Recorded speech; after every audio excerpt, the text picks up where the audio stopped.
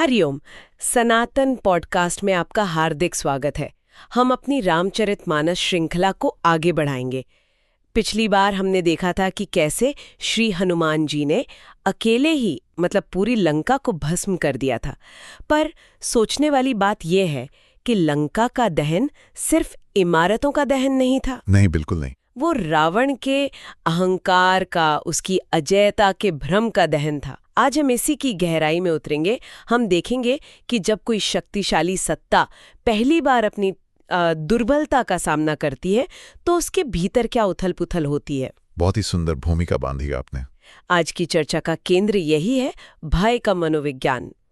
जब हनुमान जो चले गए तो अपने पीछे उन्होंने केवल राख का ढेर नहीं छोड़ा, बल्कि हर राक्षस के मन में एक गहरा डर छोड़ गए। आज हम देखेंगे कि ये डर किस किस रूप में सामने आता है।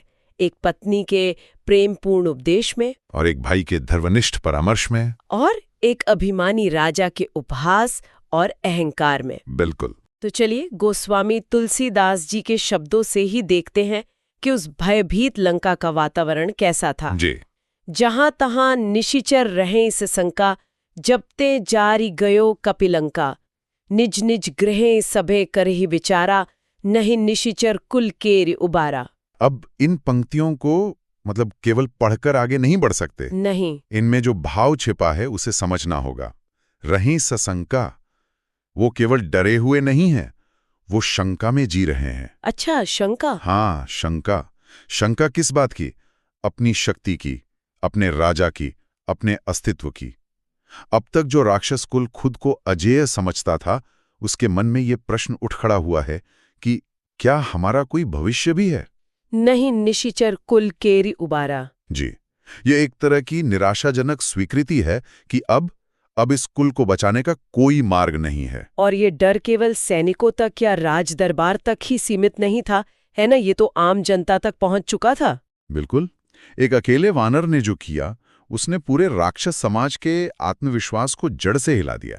नगर के आम लोग आपस में क्या बात कर रहे हैं, इसका भी बड़ा जीवंत चित्रण है। हाँ, वो अगली चौपाई में आता है। जासुदूत बल बरने न जाई, तेही आए पुर कवन भलाई। दूतन सन सुनी पुरजन बानी, मंदोदरी अधिक अकुलानी। यहाँ आप साधारण प्रजा का विवेक देखिए।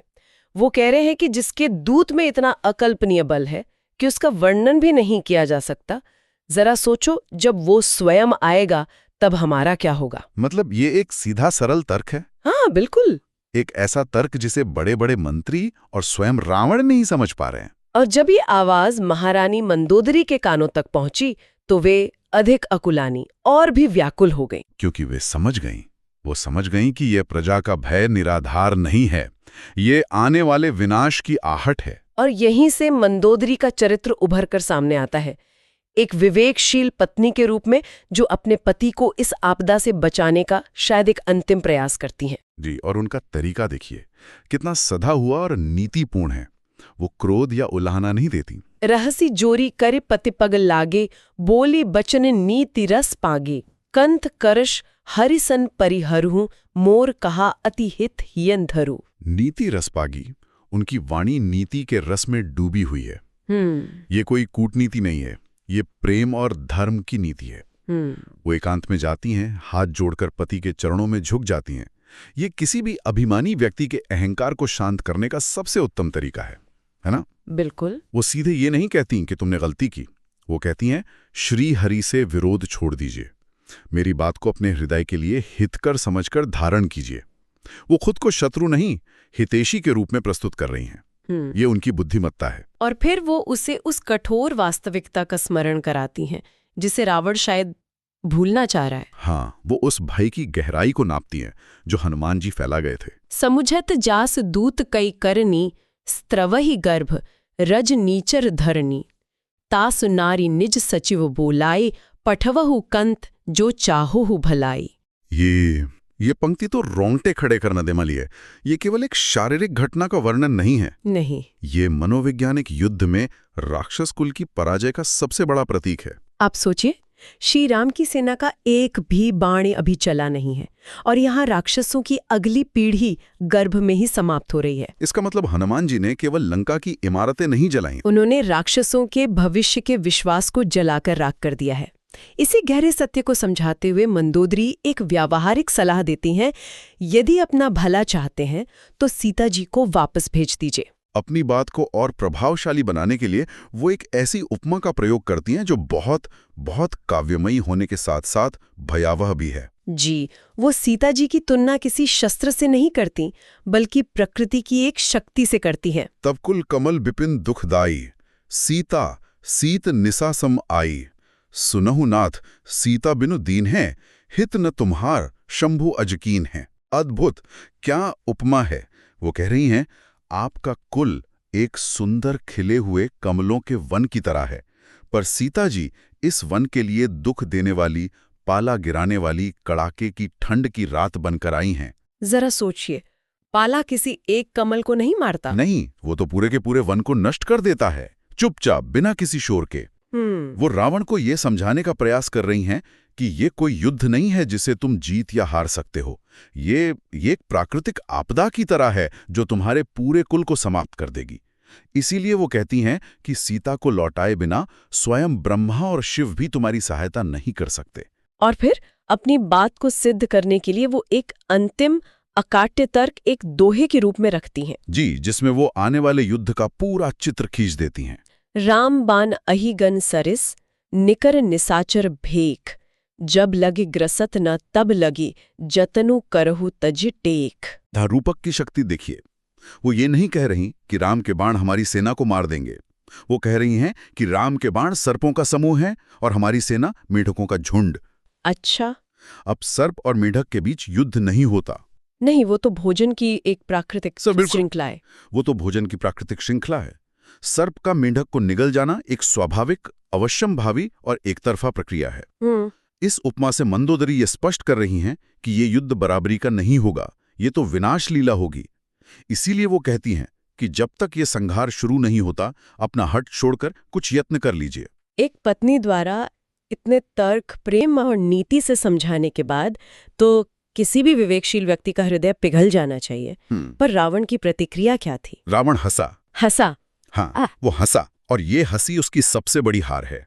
जब कोई व्यक्ति तर्क और सत्य का उत्तर उपहास से देने लगे तो समझ लेना चाहिए कि उसका अहंकार उसके विवेक को पूरी तरह खा चुका है। रावण सुनी सठता करिबानी, बेहसा जगत विदित अभिमानी, सब है स्वभाव नारी कर साचा, मंगल महु भय मन अति काचा। वो मंदोदरी के डर को स्त्री का स्वाभाविक गुण बताकर खारिज कर देता है। कहता है, तुम्हारा मन बहुत कच्चा है। असल में मंदोदरी का मन कच्चा नहीं, रावण की बुद्धि अपरिपक्व है जो सत्य को स्वीकार नहीं कर पा रही। वो अपनी शक्ति के नशे में इतना चूर है कि उसे आने वाला संकट एक अवसर जैसा लग रहा है। हाँ, बिल्कुल। जो आवहीं मरकट कटकाए, जियहीं बिचारे निश्चर खाए, कंपहीं लोकप जाकी त्रासा, तासु नारी सभीत बड़ी हासा। अहंकार की पराकाष्ठा देखिए। वो वानरों को शत्रु के रूप में नहीं, बल्कि अपने राक्षसों के भोजन के रूप में देख रहा है। ये तो वास्तविकता से पूरी तरह कट जाने जैसा है। यही है, वो अपनी उपलब्धियां गिनाता है। लोकपाल भी मुझसे डरते हैं और तुम मेरी पत्नी होकर डर रही हो। वो मंदोदरी की चिंता को अपने पौरुष पर एक आक्षेप के रूप में देख रहा है, जबकि वो उसके जीवन की रक्षा का प्रयास कर रही हैं। और फिर वो एक ऐसा कार्य करता है जो बहुत से अभिमानी शासक करते हैं, मुद्दे को टाल देना और स्नेह का दिखावा करना। सही कहा। अस्सी कही बेहसी ताही उरलाई, चलेऊ सभा ममता अधिकाई, मंदोदरी हृदयंकर चिंता, भयो कंत पर विधि विपरीता। बिल्कुल, उसने हंसकर मंदोदरी को गले तो लगा लिया, पर उसकी बात को गले नहीं उतारा। ये एक तरह का मनोवैज्ञानिक छल है, जहां आप किसी की सलाह को बिना स्वीकार किए उसे ये महसूस कराते हैं कि आपको उसकी परवाह है। पर मंदोदरी समझ गई। वो समझ गई। भयो कंत पर विधि विपरीता। वह जान गई कि अब मेरे पति पर विधाता ही प्रतिकूल हो गए हैं। यह विनाशकाले विपरीत बुद्धि का स्पष्ट उद्घोष है। तो अब दृष्टि बदलता है। घर की निजी सलाह के बाद अब हम रावण के राजदरबार में प्रवेश करते हैं। देखते हैं कि सार्वजनिक मंच पर सत्य की क्या स्थिति है। जी। बैठे हो सभा खबर असी पाई, सिंधु पार सेना सब आई, बूझे सी सचिव उचित मत कहू, ते सब हसे मष्ट करे रहो। सभा में बैठते ही उसे खबर मिलती है कि शत्रु की सेना समुद्र पार आ चुकी है। मतलब अब ये कोई दूर का खतरा नहीं है, ये तो द्वार पर खड़ा संकट है। हाँ, वो अपने मंत्रियों से सलाह पूछता है और मंत्रियों की प्रतिक्रिया देखिए, वे सब हंसते हैं। ये रावण की हंसी से भी ज्यादा भयावह हंसी है। ये तो चापलूसी और मूर्खता की हंसी है। बिल्कुल।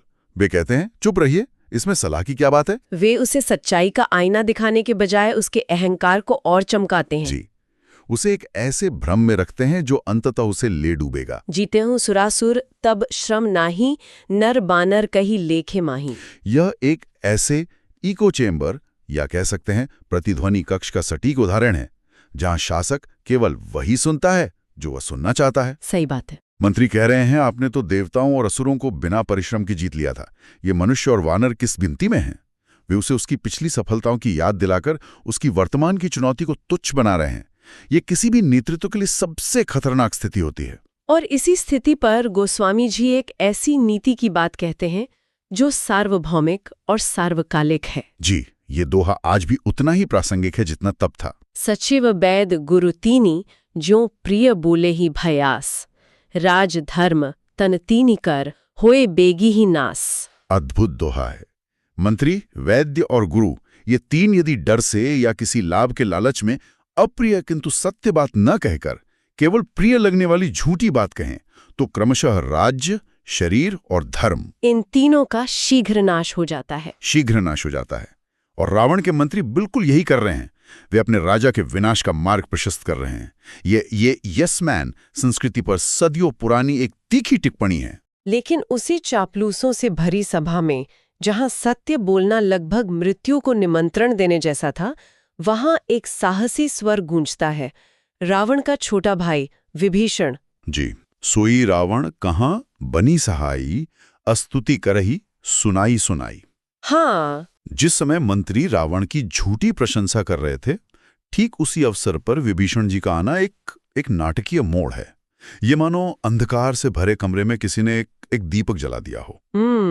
वे आते हैं और बड़े भाई के चरणों में सिर नवाते हैं। उनका आचरण ही उनकी नीयत को दर्शा देता है।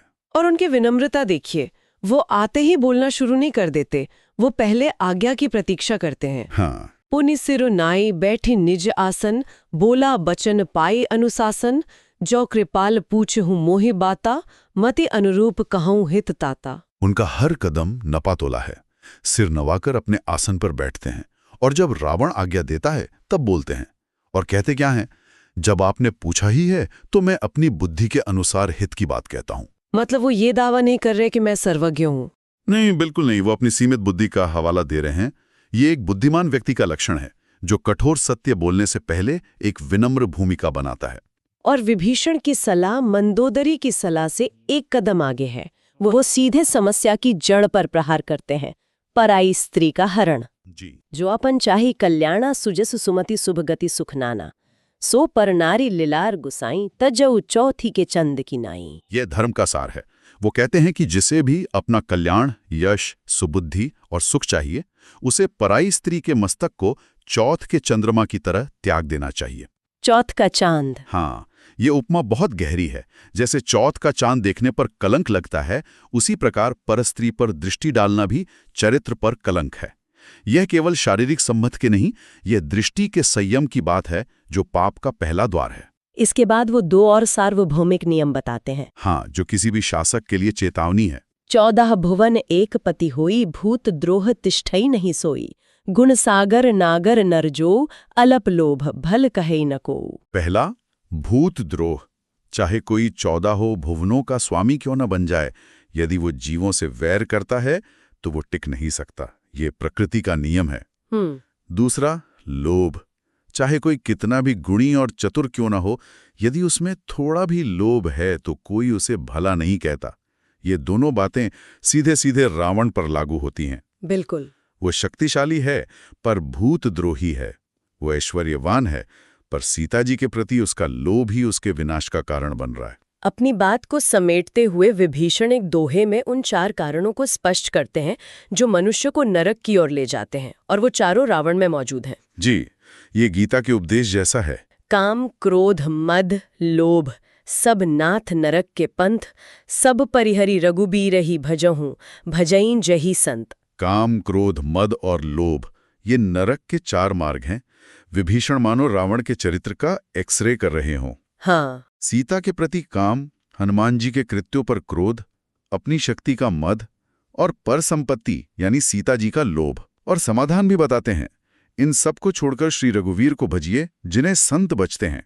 अब तक विभीषण ने नीति, धर्म और व्यवहार की बातें की, लेकिन अब वो उस परम सत्य को उजागर करने जा रहे हैं जो रावण की समझ से परे है। जी, और यही इस पूरी सभा का, इस पूरे प्रकरण का चरमोत्कर्ष है।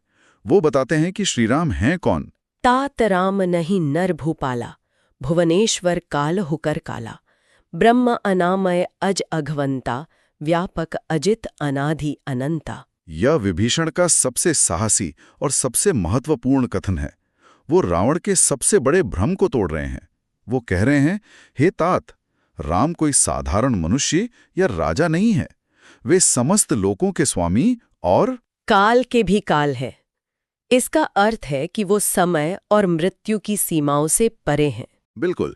फिर वे ब्रह्मा के निर्गुण स्वरूप का वर्णन करते हैं। अनामय मतलब विकार रहित, अज यानी अजन्मा, व्यापक, अजित, अनादि और अनंत। विभीषण रावण को ये बता रहे हैं कि तुम्हारा युद्ध किसी नश्वर राजा से नहीं, स्वयं अविनाशी परमात्मा से है। ये अब राजनीतिक सलाह नहीं रही। नहीं, ये एक आध्यात्मिक सत्य का उद्घाटन है। और अंत में वो ये भी स्पष्ट करते हैं कि यदि वे पर ब्रह्म है तो उन्होंने ये मनुष्य रूप क्यों धारण किया है। बिल्कुल, वे रावण के मन में उठ सकने वाले अंतिम प्रश्न का भी उत्तर दे रहे हैं। गो द्विज धेनु देव हितकारी, कृपा सिंधु मानुष्य तनुधारी। हाँ, वे बता रहे हैं कि वे कृपा के सागर हैं और उन्होंने पृथ्वी, ब्राह्मण, गौ और देवताओं का हित करने के लिए, धर्म की पुनःस्थापना के लिए ये मनुष्य शरीर धारण किया है। उनका उद्देश्य संहार नहीं, उद्धार है। ये विभीषण की ओर से रावण को दिया गया एक अंतिम अवसर है कि वो शरण में जाके अपना उद्धार करवा ले, ना कि युद्ध करके अपना और अपने कुल का संहार। तो आज की चर्चा में हमने 2 अलग-अलग तरह के परामर्श देखे। एक मंदोदरी का जो निजी था, भावनात्मक था, और एक पत्नी के प्रेम से भरा था। और दूसरा विभीषण का जो सार्वजनिक था, तार्किक था और धर्म और परम सत्य पर आधारित था। और दोनों का परिणाम एक ही रहा। हाँ, अहंकार ने दोनों को ठुकरा दिया। यह हमें सिखाता है कि जब व्यक्ति का विवेक नष्ट हो जाता है तो उस तक सत्य पहुंचाने का कोई भी मार्ग काम नहीं करता। रावण का दरबार एक बंद कमरा बन चुका है जिसमें केवल उसके अहंकार की प्रतिध्वनि ही गूंज रही है। विभीषण ने परम सत्य का दीपक रावण की सभा में जला दिया है। अब यह देखना है कि रावण उस प्रकाश को स्वीकार करता है या अपने अहंकार के अंधकार में ही डूबे रहना पसंद करता है। जी, और यह निर्णय केवल उसका नहीं बल्कि संपूर्ण राक्षस कुल का भविष्य तय करेगा। यह केवल एक भाई का दूसरे भाई को दिया गया उपदेश नहीं है, यह विवेक का अहंकार को दिया गया अंतिम अवसर है। आने वाले प्रसंगों में हम देखेंगे कि रावण इस अवसर का क्या करता है। जी, तो हमें आशा है कि आपको हमारी आज की चर्चा पसंद आई होगी। सनातन धर्म से संबंधित ऐसी ही और चर्चाओं के लिए हमारे चैनल को अवश्य सदस्यता लें। धन्यवाद। जय श्री राम।